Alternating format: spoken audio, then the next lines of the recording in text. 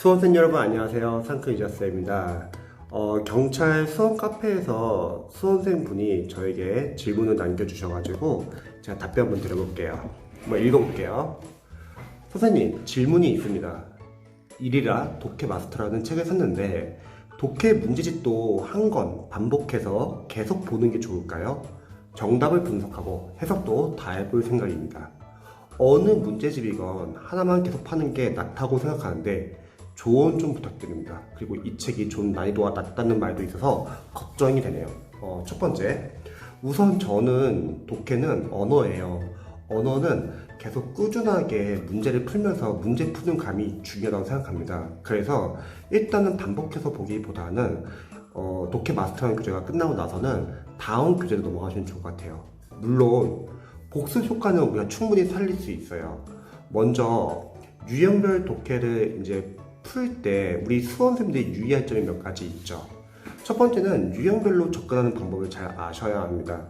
그래서 유형별로 접근하는 방법을 참고하셔가지고 독해 문장을 읽을 때 종종 유형별 독해를 풀 때 수험생분들이 빠르게 시간을 재고서 빠르게 풀려고 하는 수험생들이 계세요.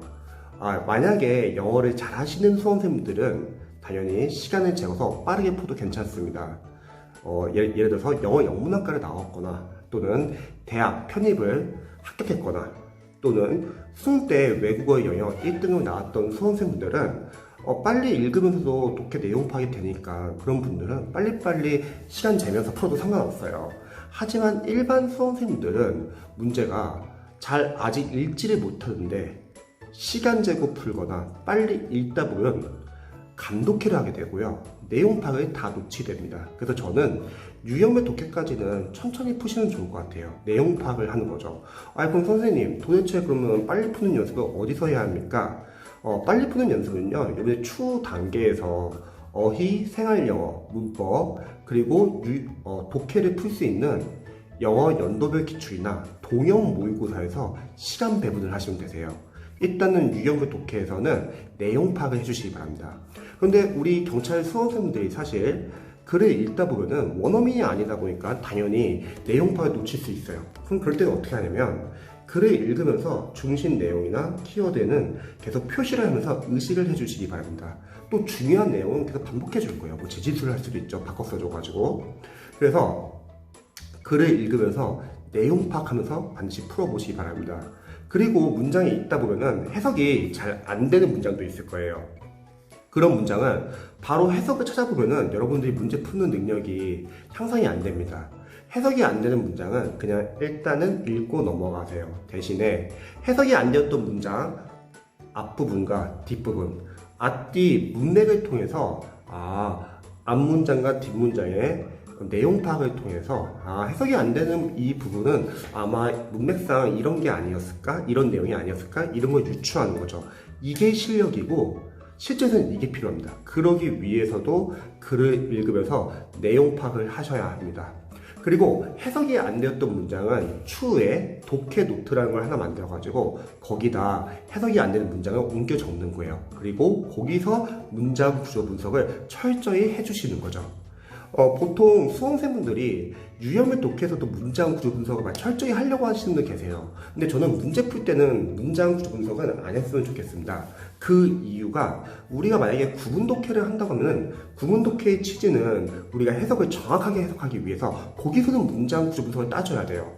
하지만 유형별 독해는 우리가 독해를 하면서 내용 파악을 하면서 문제를 맞추는 게 목표이지 막 문법적으로 문장 구조를 따지는 게 목표가 아니거든요.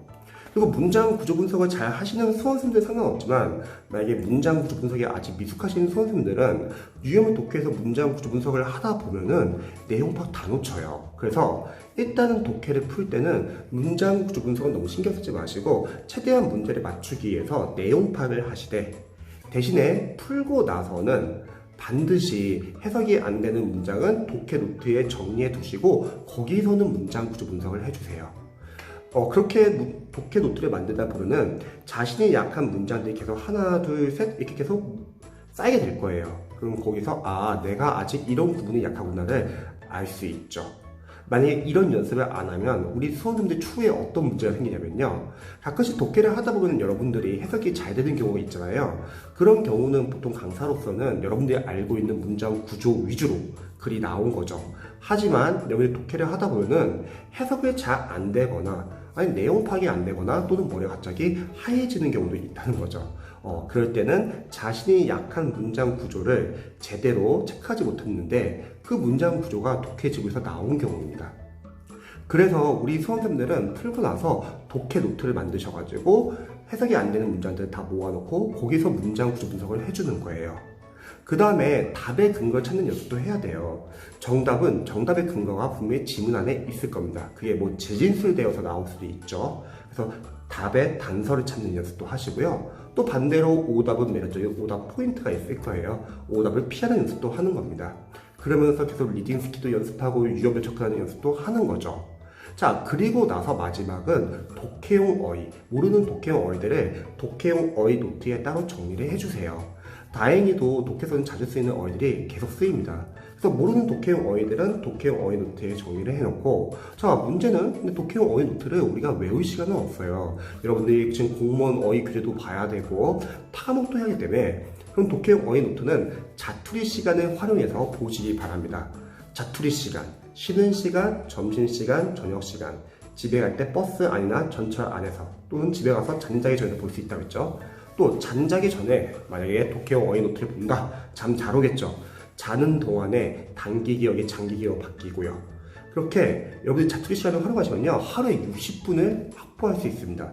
암기는 하지 마시고요. 암기는 여러분들이 공무원 어휘 교재를 암기하시고 독해용 어휘 노트는 눈으로 자주 봐주시기 바랍니다. 그러면 여러분들이 보고 있는 공무원 어휘 교재랑 겹치는 어휘도 있을 거고, 그럼 반복, 복습하는 효과도 있겠죠. 또 여러분이 보고 있는 공무원 어휘 교재에 빠진 단어들은 독해용 어휘 노트에서 보완할 수 있는 거죠. 자, 여기서 중요한 거는 우리 수험생분들이 보통 유형 독해서 속독을 하지 말라고 하면 걱정한 게 뭐냐면, 선생님 근데 속독을 안 하면 나중에 20문제 푸는 연습할 때 속독이 잘 안 되는 거 아닙니까? 이렇게 걱정하는 경우가 많아요. 근데 우리가 사실 영어를 단계별로 연습하시면요, 속독은 자연스럽게 됩니다. 우리가 기초 어휘 공부하고 기초 문법에서는 문법 포인트 외에도 독해를 위한 문법을 공부하고요. 또 구문 독해에서는 우리가 직독, 직해, 영어는 앞에서부터 있는 연습을 해야 된다 했죠. 뭐 앞뒤 왔다 갔다 해석할 시간이 없어요. 실전에서는요. 문장이 길기 때문에. 직독, 직해, 끊어읽기, 문장 구조 분석, 그리고 구문 연습을 하는 거죠. 이렇게 하면 문장을 읽을 수 있고, 거기서 유형물 독해로 매일매일 이제 유형별로 연습을 하시고, 그리고 해석이 안 되는 부분은 앞뒤 문맥을 통해서 유추하는 연습도 하고, 그런 해석이 안 되는 문장을 독해 노트에 정리해 놓고 거기서 문장 구조 분석도 하고 답의 근거를 찾는 연습을 하는 거죠. 답은, 정답의 근거는 뭔지, 오답은 왜 오답인지. 제가 앞에서 하나 놓친 게 있는데, 보통 독해를 풀 때 독해를 많이 틀리신 분들의 특징은 세 가지였죠. 첫 번째, 해석을 못한다. 해석을 못하는 거는 문장 구조 분석과 그리고 구문이 제대로 안 잡힌 겁니다. 두 번째, 해석은 하는데 내용 파악이 안 된다. 그거는 빨리 읽느라고 급급해가지고 내용 파악 다 놓치는 거예요. 그래서 글을 읽으면서 중심 내용이나 키워드는 계속 우리가 표시를 하자고 했죠. 세 번째, 자신의 주관적 생각이 너무 강하신 분들은 본인이 생각하는 보기에는 다 정답을 보입니다. 그런 분들은 주관적 생각을 다 배제하고 객관적으로 생각할 줄 알아야 합니다. 자신이 가지고 있는 선입견, 상식, 편견은 다 제외하시고 지문 안에서만 근거를 찾으시기 바랍니다.